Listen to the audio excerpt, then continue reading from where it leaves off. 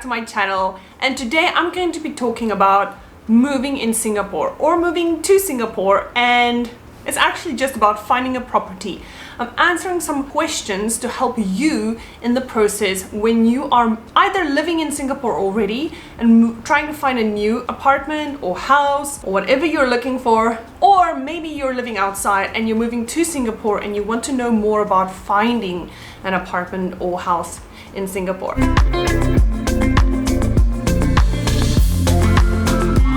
My name is Marie and I make videos about living in Singapore.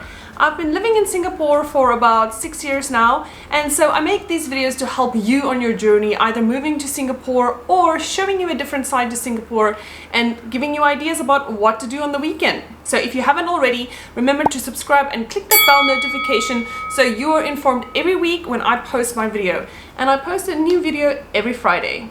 Alright, so I'll be answering your questions today, and questions that I ask myself as well when I was looking at moving. I just recently moved and I just posted a video about my new apartment tour last week, so you can check it out. And there was a few things that I was unsure of that I had to ask some friends or had to Google, or I just had to find out some more information which I was not completely sure about. Because of course in every country it works differently, and so what the process is in your country is not maybe the process what it's like in Singapore. If you're wondering what the questions are, you can check it out in the description box below. And if I don't answer any of your questions that you have, please leave it down in the comment section and I will answer it for you.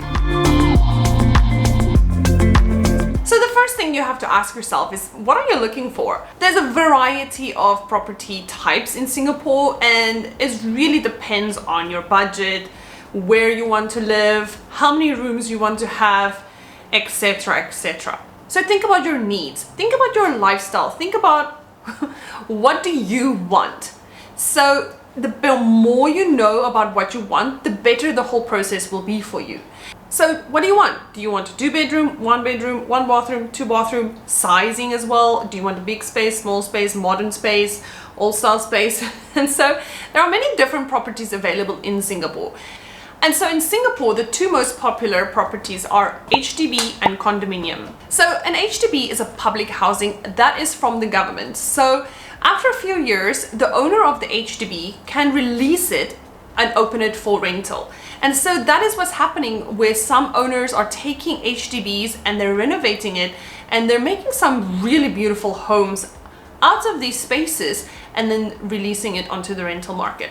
So if you're looking for a condominium has a lot of amenities like a swimming pool, it can have a tennis court, it can have a gym. It's usually a lot more modern as well, and it is usually also very comfortable to live in because you have so many amenities in the building, but of course you pay for it. Then some other properties that you get in Singapore are terrace houses, shop houses, bungalows, semi-detached, cluster homes. So you know, have a look at that and see what suits your budget and what suits your needs.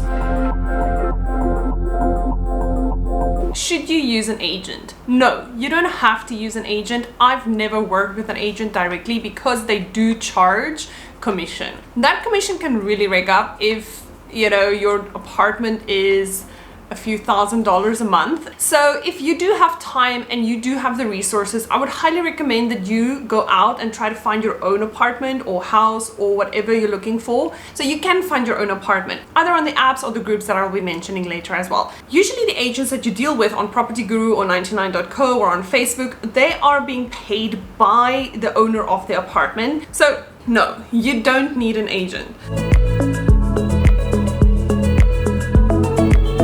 So now we've established you don't need an agent. So how are you going to find a place? Well, there's an app for everything nowadays.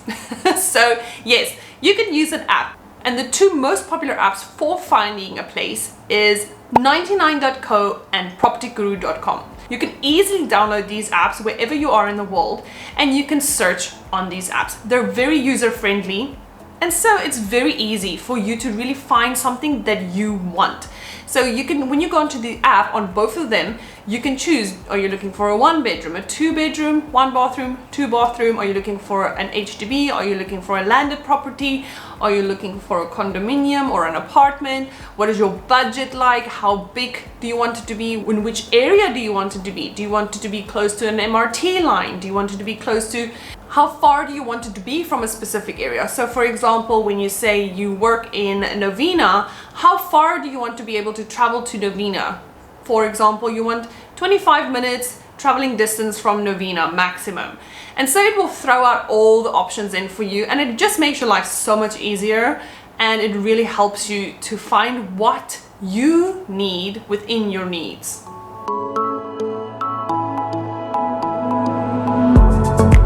I would say start looking as early as you can. As soon as you know that you're going to move or you have to move, start looking, see what the market is like, what is out there. Sometimes agents do post well in advance, like when an apartment will be ready and open for rent again. Other times it goes really quickly because a person might move out and then there's some reconstruction that they're doing or renovations that they're doing, and then they don't put it on the market, and as soon as the renovations are done, then they put the apartment back on the market. And so it really depends. You have to look at the market. You have to really take your time with it as well. I started looking the moment that my agent told me in January that our apartment was sold and the new owner actually wants me to move out because he wants to renovate the apartment and move in himself. So by January, I was already scouting, looking at areas. I was going out, even though I knew that I wasn't going to sign a contract at that moment. I just wanted to look at different areas. And so I would time my traveling time. I would work out what's the best way to get to that place and back and forth from work through various modes of transport. I mainly would like to use the train, but luckily I got lucky, so I can walk to work now. Most of the time, it really works about 2 months in advance that properties start going up on the market if they are going to be released for renting in about 2 to 3 months time. So you viewed an apartment, you like it, now what? You make an offer. But the process in making an offer and the offer being accepted can be lengthy, it can be quick, it really just depends. And so it also depends on how many offers they are receiving from other interested parties as well. So the moment that you view an apartment and you like it, I would say on that same day, try to make an offer. And so go in with an offer that, you know, is a reasonable offer. If you're gonna go down and cut the price by $600, $500, the owner's just going to think you're a joke and he's not going to take you serious. But really make an offer that benefits both you and the owner. And so you can make a lower offer, but you can then tell them how this lower offer will benefit them, perhaps in signing a 1-year or 2-year contract. Then what you need to do is the agent will ask you to sign a letter of intent. Now, this is not a contract. This does not bound you. This does not mean that the apartment is yours. This is a letter of intent to show the owner that you are serious about this apartment and that you really want to sign the lease for it. And so you make an offer. Once he accepts your offer, you'll get the letter of intent. And then you will sign it with the agreements that's been made. It must be stated on there. And then you will have to pay 1 month's deposit with that letter of intent. Now, if the letter of intent is declined and the owner does not accept it after, because perhaps he found another better offer from another person, which hopefully won't happen, you'll get your deposit back. And then after the letter of intent has been signed, then it will go over into the contract. So once you get your contract, then once you sign that contract, then you'll pay another deposit depending if you have signed a 2-year lease, and you'll pay 1 month rent upfront. The timeline of this can be really quick or really slow, depending on the owner's response.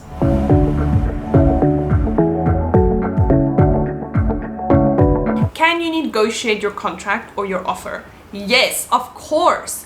You can negotiate. Most of the times I've been able to negotiate and they actually ask my offer, but what would you offer? And so it really depends as well. I've never really had anyone that told me like, no, I can't negotiate. And then when you negotiate, it's mostly about, is it furnished, unfurnished, what do you get, and how long do you rent for? Usually if you rent for longer, you can get more discount on the rental fee. And usually on Property Guru, it will say negotiable, or they will say view to offer, or sometimes they are very strict, they say non-negotiable. My previous apartment, I made an offer for $400 less and I got it. This time it wasn't as easy. So let's take my scenario. My apartment was on the market for $3,000 and I was thinking about, okay, but $3,000 is my max, and that needs to include basically my utilities and my traveling costs as well. And so I was looking at this apartment and I was like, okay, well, if I live here, I would have no transportation costs to work because I can walk to work. But then my utility fees, I'm budgeting for around $150 to $200 because I do like to use my aircon, and we're home a lot more nowadays as well. And so I made an offer for a 1-year lease of $2,800. Because 1-year lease gives me a little bit more safety because we don't know what the world is like at the moment, it was denied. So I said, okay, fine, I will make it a 2-year lease. Can we make it a 2-year lease? Because I do have a diplomatic clause and within that contract then. So if I do have to leave the country, I will be covered and there will be no extra fees for me to pay. So when I made the offer for 2-year contract on $2,800, it was agreed upon. And so I got my place that I wanted. But if I was going to request, oh, I need a bed, I need a table, I need furniture, I don't think they would have accepted my offer. So it really depends on your needs, what they offer, what you want to offer, and if they agree on something. But I mean, both parties need to win at the end of the day, right? So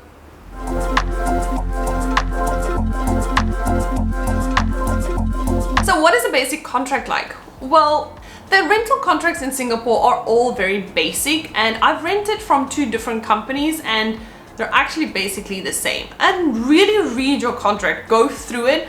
But if you're a foreigner, ask for a diplomatic clause. Now, a diplomatic clause states that if in the event that you lose your job or you need to leave the country, that you can get out of your contract without any penalty fees. And so I would highly recommend that you ask for a diplomatic clause. This will really help you and just give you a little bit of sanity in knowing that if something happens and you have to leave, it'll be okay. And also on the contract needs to state everything that you've agreed upon beforehand.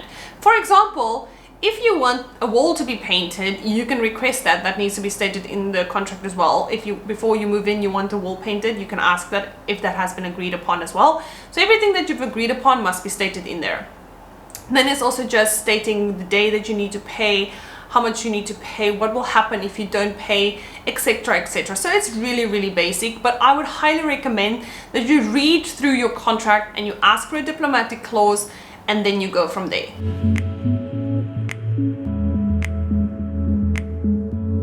So what is the best company to use when you are moving? I've only worked with one moving company, and I found this company through a friend that recommended them to me. And so it is called City Star. And so I contacted them because they had good reviews on Google Review, and I thought, yeah, you know what, it's going to save me time trying to find a place, trying to call people up. So I just went to City Star and I called them, and the guy was really quick at responding.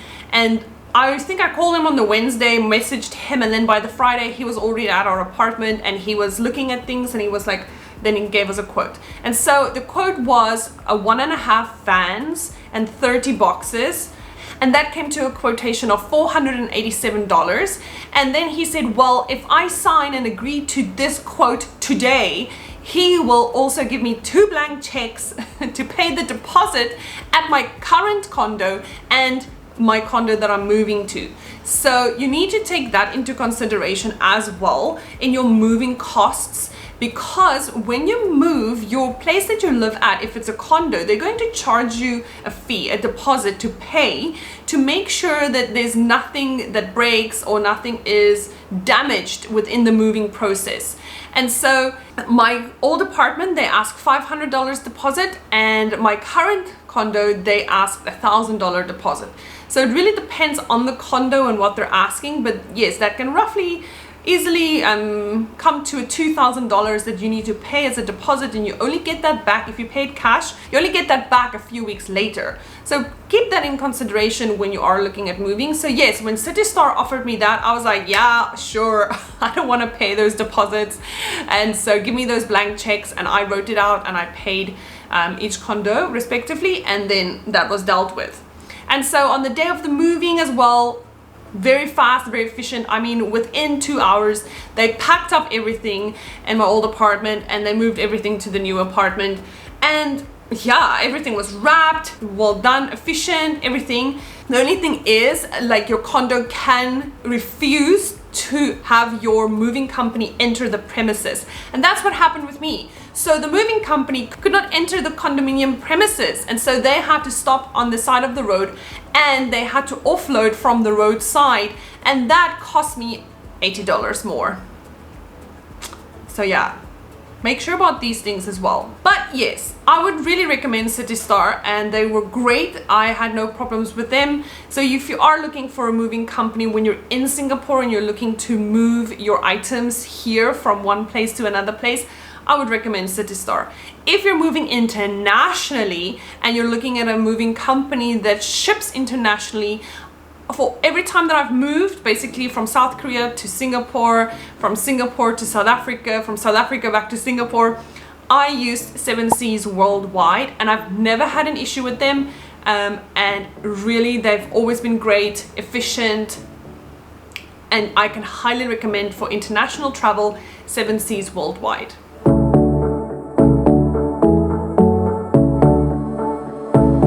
So now the big question, how much does it cost to move? Okay, so there's a few things that you need to consider. Okay, let's break it down. So the first thing I had to do when I signed my contract, I had to pay a goodwill deposit, meaning my intentions are real and I really want this apartment. And so that was 1 month's deposit when you sign that agreement, the letter of intent. Next comes the contract. When you sign the contract, you have to pay another month's deposit upfront and the first month's rent upfront.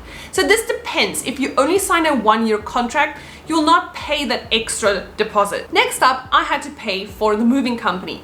So on the day, I had to pay $567 for the moving company for the quotation of $487, and then an extra $80 for offloading from the street.